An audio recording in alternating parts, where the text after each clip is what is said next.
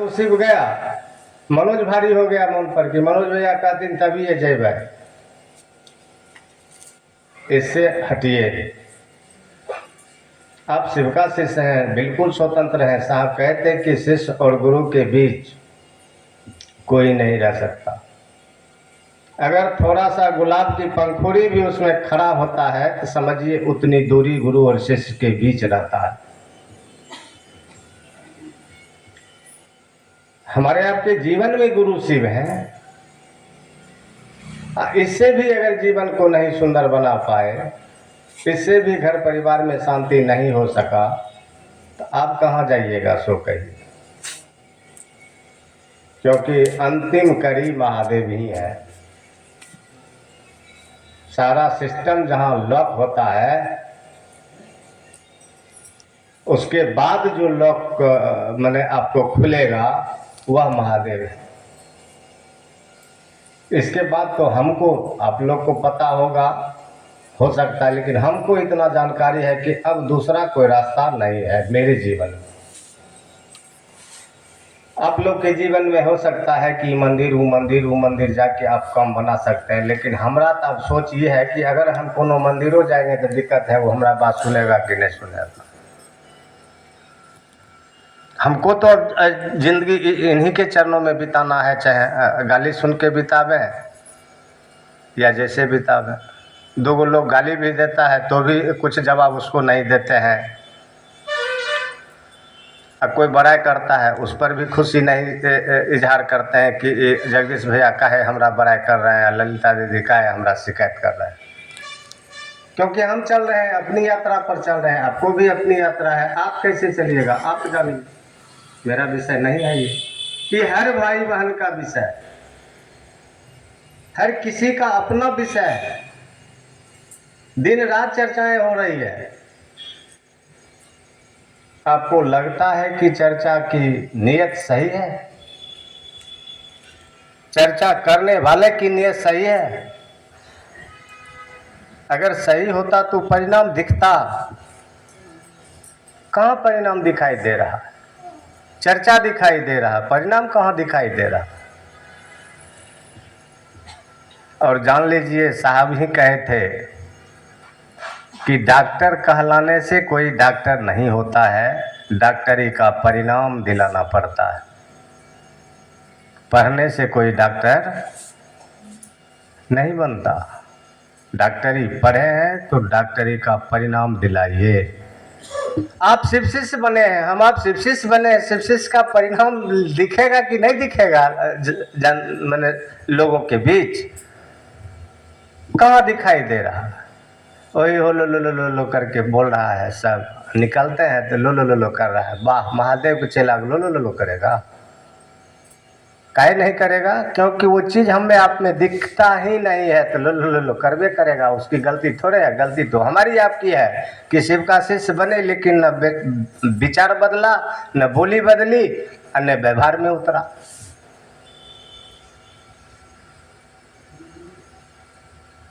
इसको क्या कीजिएगा सो कहिए। उसी कड़ी में मेरा एक प्रयास रहता है। साहब कहते हैं कि जिसके अंदर अस्थाई शिष्य भाव होगा, जिसको अपने गुरु से प्रेम होगा, वो तो सोचेगा ही सोचेगा कि हमारा गुरु का काम कैसे सुंदर से सुंदर ढंग से हो। हमको आपको बेटा से प्रेम है तो उसके लिए सोचते हैं कि नहीं सोचते? घर से प्रेम है तो उसके लिए सोचते हैं कि कितना सुंदर घर बन जाए। जमीन से मोहब्बत है तो 2 रुपया बचता है, सोचते 2 कट्ठा जमीन कहीं हो जाए।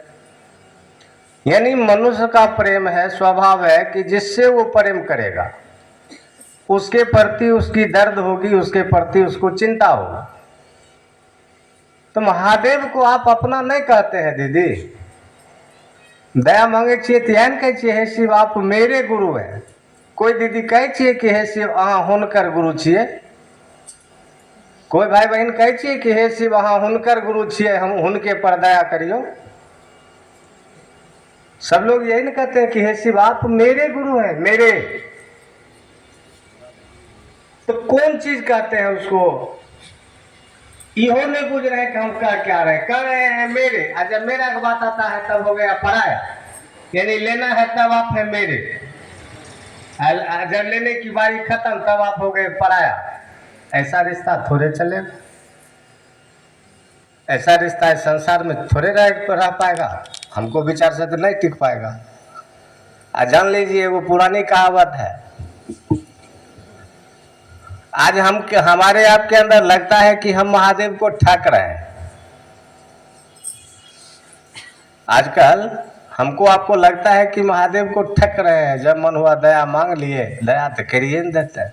लेकिन जान लीजिए कि ठगने वाले ही अंतिम में ठगा जाते हैं, वह भी निराश होके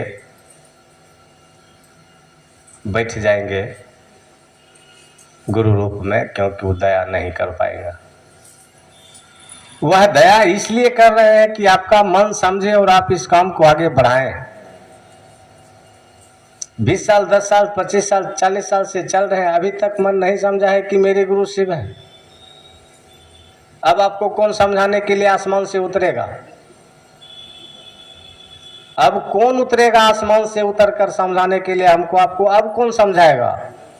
सीधा शिव ही उतर गए हैं। अब आज तक तो किसी युग में ऐसा हुआ ही नहीं था जो कलयुग में हुआ कि साक्षात शिव को ही उतर के आना पड़ा इस संसार में और लोगों को कहना पड़ा कि आओ मेरे पास, मैं आपको ज्ञान देने के लिए खड़ा हूं।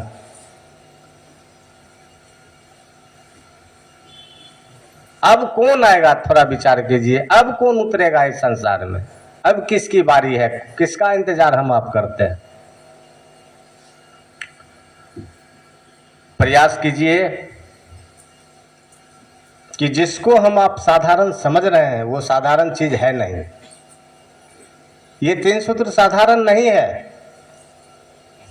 तीनों लोकों की शक्ति इसमें छिपी हुई है। आप इसको जहां व्यवहार में लाइएगा, जहां इस्तेमाल कीजिएगा, वहीं से परिणाम मिल जाएगा। अब अभी वो विद्यार्थी को कहिए कि आप शिव का शिष्य बन जाइए और चर्चा में जाइए, वो बेचारा कैसे जाएगा? सो बताइए। वो जाएगा तो उसके बदला पढ़ेगा कौन?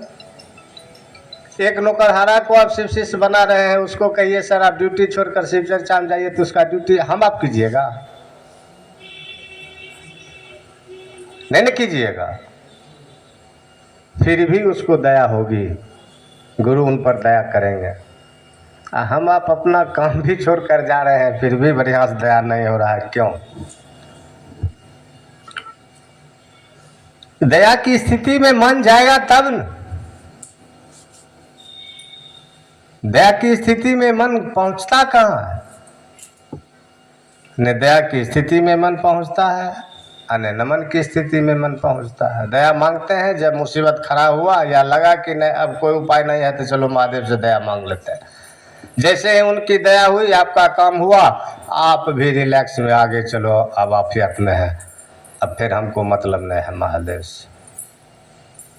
इधर हम लोग सीधा व्यापार उनसे शुरू कर दिए। साहब कहे कि जाओ ईश्वर गुरु है, शिव गुरु है, उनसे प्रेम करो, उनको अपना बनाओ, तो गुरु है। ये बात तो सब जानता है, ऋषि मुनि शास्त्र ग्रंथ पुराण सब कह रहा है।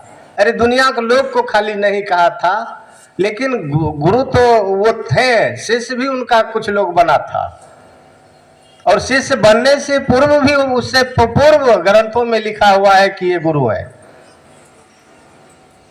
दिक्कत है कि हरिनारायण ने लोगों को कहना शुरू किया, और भी लोग जो शिव शिष्य बना उन लोगों को नहीं कहा। अंतर सिर्फ इतना ही था।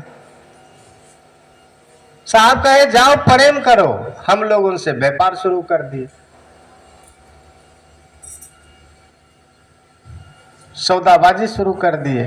कहां से मोहब्बत जगेगी सो बताइए? ऐसा नहीं है कि हम आपको चर्चा सुनाने के लिए बुलाए। 7 फरवरी को हम तो घोषणा कर दिए।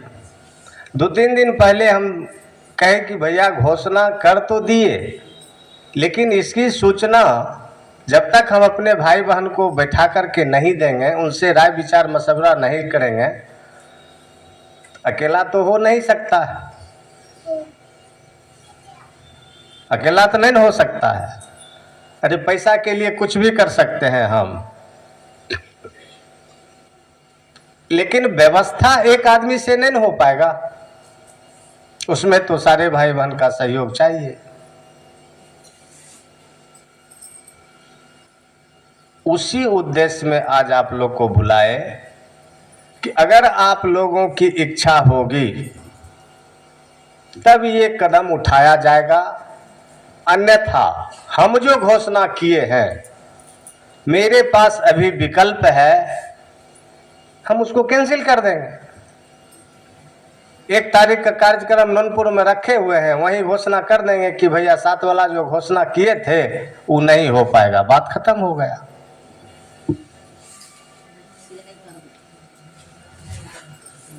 अभी तो मेरे पास है न विकल्प। चर्चा में जिस तरह घोषणा हुआ था उसी तरह फिर महोत्सव हो रहा है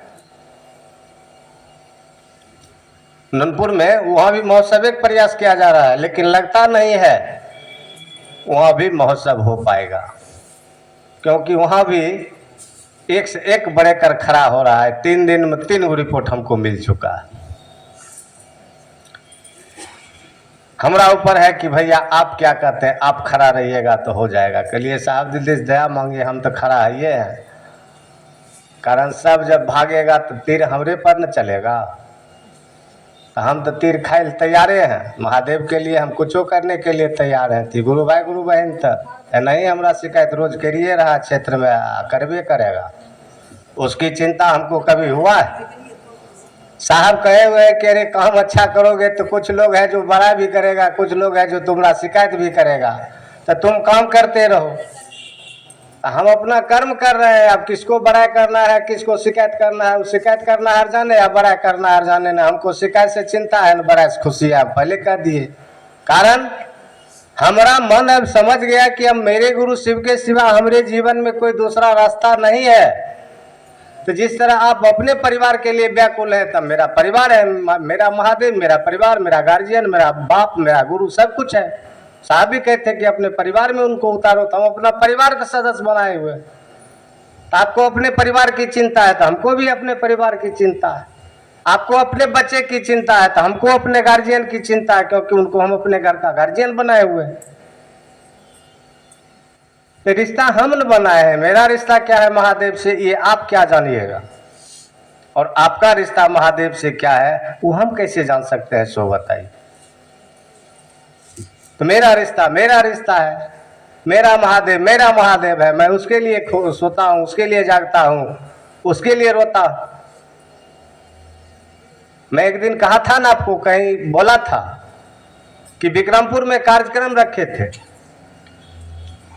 और साहब दीदी को कहे कि आज तक हम कुछ नहीं मांगे हैं आपसे, हमसे जो गलती है उसको माफ कर दीजिए, लेकिन इतनी दया कर दीजिए कि विक्रमपुर का कार्यक्रम सुंदर से सुंदर और शांतिपूर्ण ढंग से करवा दीजिए। उसके बदले में अगर मुझे मेरा बेटा भी खड़ा करना पड़े तो मुझे कोई एतराज नहीं।